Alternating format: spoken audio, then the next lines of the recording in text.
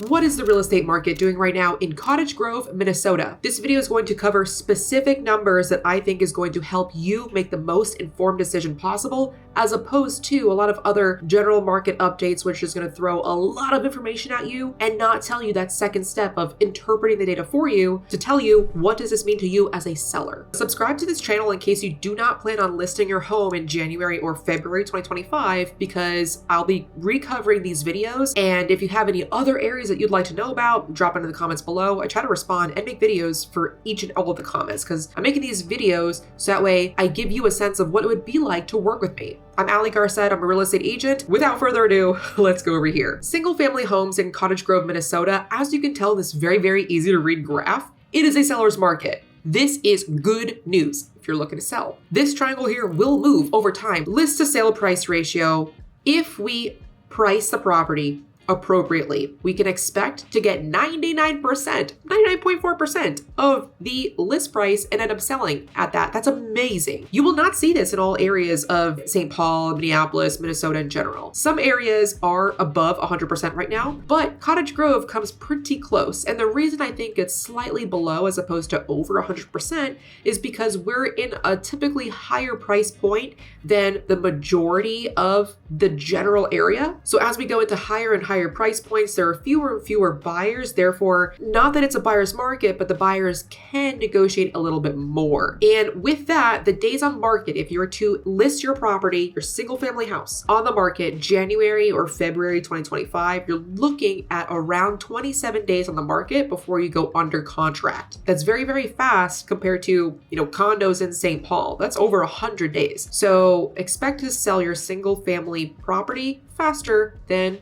other areas. With that said, if you have a condo or a townhouse or an apartment that you're planning on selling, or you just want to know more about, the market right now in Cottage Grove, you can expect to get almost 100% of what you're asking for and sell for that. The median days on market is going to be higher. It's going to be 41 days on market, and the median sold price of a condo / townhome / apartment is almost $298,000. Going back to single family and waiting for my internet to load, I like going down to the sold listings as opposed to pending, because with pending, anything can happen. With sold, it's actual data. So last month, December 2024, which is the most recent information that we have since we haven't finished January yet, the median sales price went up from the previous month, and there were 30 properties that sold as single family homes in Cottage Grove. With that, 27 days on the market, we went over that already. And since we have this tab highlighted right now, we can kind of get a sense of the peaks and the valleys. So January was the highest. Over here, we have a high of February 2021, March 2023. This one was January. So as you can tell, in the winter months, the properties sit on the market for longer. However, this median days for December was lower. So what this tells us is we can kind of expect for this number to increase going into January and February. So likely if you plan on listing your property in January, February, you can expect something higher than 27 days, but I would say lower than 50, somewhere in between there. My guess, we'll go with 35 to 40 days. And when we go to median sales price, because of course that's usually the number one question, is how much can I net? Now, of course, it depends on how much your loan is, but overall, look at this. Since December 2019, property values have been steadily increasing. Of course, there are going to be peaks and there are going to be valleys down here. January 2023 was $335,000, but we left off with $425,000 of a median sales price. I like median as opposed to average because average includes the outliers, and I don't like including outliers. Those are special unique properties that kind of affect the rest of the data. So median sales price, it's been increasing. And if we look at previous months, let's try to find a February here. February went up from January, and let's find the other February. February, look at this one, went up significantly from January before that. And then the other one, February 2022, stayed stagnant, but it didn't go below. So if I were a betting woman, and I am not a betting woman, I don't like casinos, I don't like pull tabs, I'm going to guess that February we're going to be looking at, instead of $425,000 sale price, I'm going to guess 400, maybe 30. Now, if you are selling a condo, townhouse, or apartment, median sales price is $297, and overall, over the last couple of years, it increased, but since 2021, middle 2021, it's kind of remained a little bit stagnant here. So I do not predict a significant increase or decrease. I am going to predict that if you plan on listing your property in January or February, we're going to be seeing around this price. Goodbye and so long are the days of being a trendsetter like during the COVID times where you could just list at whatever price you wanted and you got it. We can't do that anymore.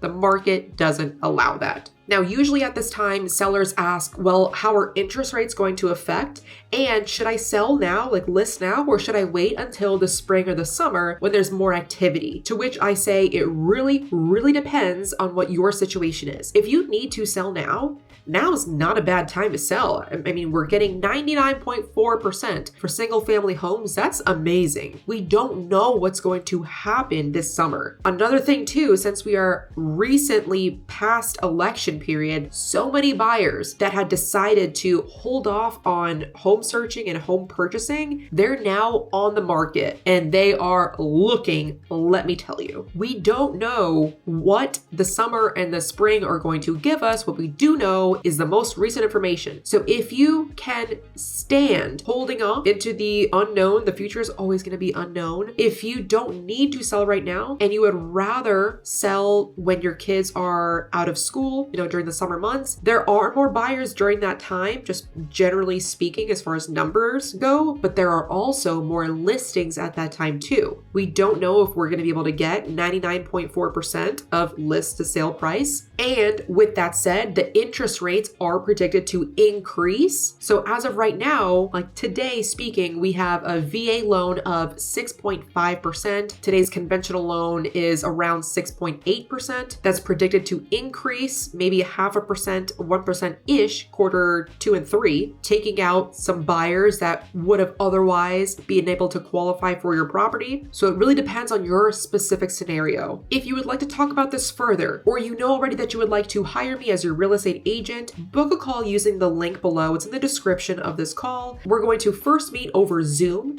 and I would like to make sure that all selling parties, everybody on the title or the loan, is on that Zoom call. So that way we're all on the same page at the same time. Before you fill out that Zoom call, it's going to ask a couple of questions. So that way I can get a sense of what we're going to be looking at. And we're going to cover 3 things on that call. It's going to be specifically what your goals are. What is causing the move? What are you looking to get? Where are you moving to? Or maybe if you purchased too high a couple of years ago and you're kind of stuck and trapped into that low percentage interest rate mortgage, maybe it's worth staying in there for a couple more years until you have more equity to get out. Or if you're not living there, if you'd rather turn it into a rental instead, I am not the real estate agent that's going to say, oh, sell, sell, sell. In fact, I always will ask, why not rent out the property? Anyway, that's going to be number 1, is going to be diving deep into what your specific needs and wants are. The second part of that call is going to be covering the most up-to-date market information, what realistically I'm seeing in the field right now. Of course, I just went over this 99.4%, but also we are seeing that sellers are paying majority, if not all, of the buyer's agent's compensation. And as of right now, we're seeing the sellers also contributing toward the buyer's closing costs. But things can change, so we'll go over that. And the third part of that call is where I'm going to be sending you the listing agreement. If we decide to work with each other, I'll be covering exactly what my marketing strategy is, the path going forward, what you can expect of me, what I can expect of you. So that way we're all on the same page. I super value communication. So again, if it's not a fit for you, if it's not a fit for me, then we won't go forward, obviously.